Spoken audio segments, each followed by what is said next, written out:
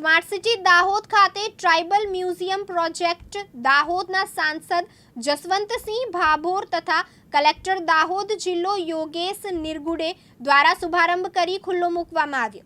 આદિવાસી સંગ્રહાલયના બાંધકામની શરૂઆત વર્ષ 2022માં 21 ફેબ્રુઆરીથી કરવામાં આવી હતી, જેનું વર્ષ 2025ના મે મહિનાની 26 તારીખના રોજ વર્ચ્યુઅલ માધ્યમથી વડાપ્રધાન શ્રી નરેન્દ્ર મોદી દ્વારા લોકાર્પણ કરવામાં આવ્યું હતું।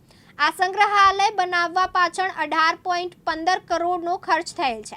આ સંગ્રહાલયમાં આદિવાસી લોકજીવનની ઝાંખી જોવા મળે તેવા ભીત ચિત્રો પણ દિવાલો પર કંડારવામાં આવ્યા છે, જેની કારીગરી મધ્યપ્રદેશના રાજુ વિશ્વકર્મા નામના વ્યક્તિએ કરી છે, જે બિરદાવી શકાય એવી છે। આ સંગ્રહાલયમાં આદિવાસીઓની સંસ્કૃતિને દર્શાવતી સામાજિક, ઐતિહાસિક અને પારંપરિક દૃષ્ટિએ મૂલ્યવાન વસ્તુઓ કે નમૂનાઓ અને દસ્તાવેજોની જાળવણી અને પ્રદર્શન માટેનો અનોખો સંગ્રહ કરવામાં આવ્યો છે। દાહોદ જિલ્લામાં આદિવાસી સંગ્રહાલય દાહોદ જિલ્લા માટે એક અલગ ઓળખ તરીકે ઉભરી આવશે, જેની ખાસિયત એ છે કે અહીં આદિવાસીઓના જીવનની ઝાંખીની આપણને અગાઉના સમયની કાલ્પનિક યાદ અપાવશે। ટૂંક સમયમાં આ સંગ્રહાલય જનતા માટે ખુલ્લું કરવામાં આવશે। અત્યાર સુધી લોકો માટે આકર્ષણ અને ઉત્સુકતાનો વિષય રહેલા આ સંગ્રહાલયની મુલાકાત લોકો લઈ શકશે અને આદિવાસી લોકજીવનને સમજી શકશે અને અનુભવી શકશે। હું આનંદ પુરોહિત, વ્યવસાયિક દાહોદ નગર।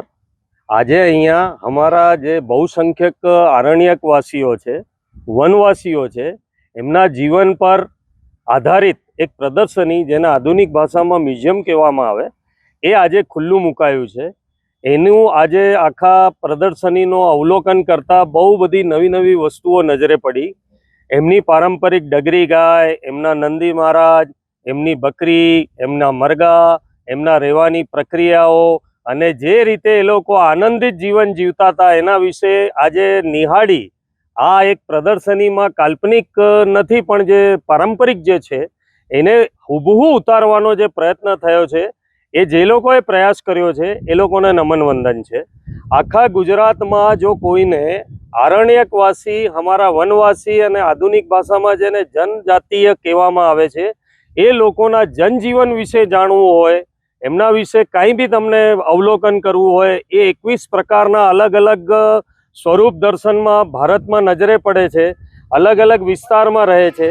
અમારા વિસ્તારના જે જનજાતિ અને આરણ્યકવાસી છે એને ભીલ કહેવામાં આવે છે, એ બધી પ્રકારની જાણકારી અહીંયા પ્રદર્શનીમાં આ મ્યુઝિયમમાં મૂકવામાં આવી છે। અંદર પ્રવેશ દ્વાર પર પ્રવેશ કરતાની સાથે ગુરુ ગોવિંદ, જે સમસભા અને નશો છોડાવવા માટે પ્રેરણા આપી અને અંગ્રેજોની સામે નહીં મેલુરે દિવેટિયા, નહીં મેલુરે એ ગીતો ગાઈ અને સંગીતના માધ્યમથી જે પરદેશી આપણા આક્રાંતાઓ આપણા દેશ પર રાજ કરવા આવ્યા હતા, એનો વિરોધ કરનાર વ્યક્તિ આપણા સ્વાગત માટે અહીંયા પ્રતિક રૂપે જોવા મળે તો આનંદ થાય છે। આપણા ભારતના રામ, જેમનું બહુ ગહેરો નાતો આ જનજાતિ આરણ્યકવાસીઓ સાથે છે, એનું બી એક બહુ સુંદર અહીંયા પ્રતિકૃતિ મૂકવામાં આવી છે। માતા સબરી અને પ્રભુ શ્રી રામને બી અહીંયા બેસાડવામાં આવ્યા છે। મૂળ અહીંયા આપણને એ જાણકારી મળે છે કે 21 પ્રકારની આ પ્રજાતિઓ અને જાતિઓ આ દેશમાં વસે છે અને આખા વર્લ્ડમાં બીજી 31 આ જ પ્રકારની જાતિઓ રહે છે।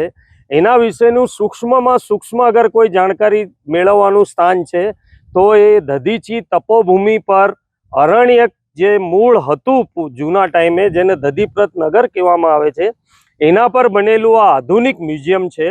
આખા ગુજરાત, આખા દેશના લોકોને અમે અહીંયા આમંત્રિત કરીએ છીએ। આ ગૌરવનું પ્રતીક અમારું એક જનજીવનને પ્રદર્શિત કરતું મ્યુઝિયમ જોવા અવશ્ય આવો। આપનું સ્વાગત છે। અમે આપને અહીંયા આવકારીએ છીએ, આમંત્રણ આપીએ છીએ। અસ્તુ। મારું નામ પ્રોફેસર ગૌતમભાઈ સંગાડા। હું હાલ નવજીવન આર્ટ્સ એન્ડ કોમર્સ કોલેજમાં પ્રોફેસર તરીકે કાર્યરત છું।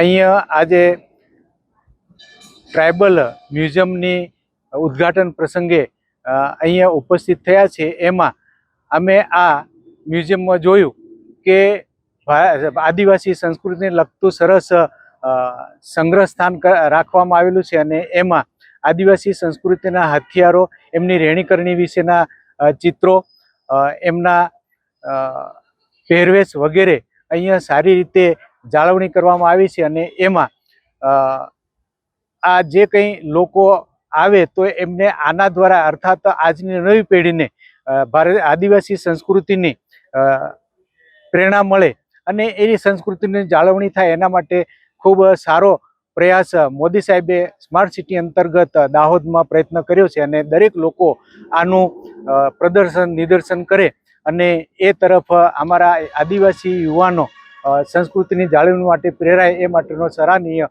પ્રયાસ અહીંયા કરવામાં આવેલો છે. ભારતના પ્રધાનમંત્રી માનનીય મોદી સાહેબના આપણે ખૂબ ખૂબ આભારી છે કે 11 વર્ષની અંદર દાહોદ જિલ્લાને આદિવાસી સમાજ એની કલા સંસ્કૃતિ આદિવાસીઓએ દેશની આઝાદી માટે આપેલી શહાદત એ શહીદ ભૂમિ દાહોદ અને માનગઢની ધરતી પર આવનારા પહેલા ભારતના પ્રધાનમંત્રી માનનીય મોદી સાહેબને આપણે વંદન કરીએ છીએ કે ઇતિહાસના પાના પર આદિવાસી સમાજનું ગૌરવ એનો ઇતિહાસ એને ઉજાગર કરવાનું કામ ભારતના પ્રધાનમંત્રી માનનીય મોદી સાહેબે કર્યું છે. દાહોદ શહેર સ્માર્ટ શહેર, દાહોદ જિલ્લો મહત્વાકાંક્ષી જિલ્લો, high speed rail engine Dahod, અનેક પ્રોજેક્ટ કે દાહોદને પીવાનું પાણી હોય, કડાણાનું પાણી હોય, દાહોદનો સર્વાંગી રીતે વિકાસ થાય એના માટે માનનીય મોદી સાહેબે છેલ્લા 11 વર્ષમાં અથાગ પ્રયાસ કર્યા છે. તે બદલ દાહોદ જિલ્લા વતીથી અને આદિવાસી સમાજ વતીથી માનનીય મોદી સાહેબને ખૂબ આભાર માનીએ છીએ. થોડા દિવસ પહેલા જ ભારતના પ્રધાનમંત્રી માનનીય મોદી સાહેબ દાહોદ ખાતે જ્યારે પધાર્યા હતા ત્યારે દાહોદ સ્માર્ટ શહેરના અનેક કામોનું લોકાર્પણ એમના હસ્તે થયું હતું.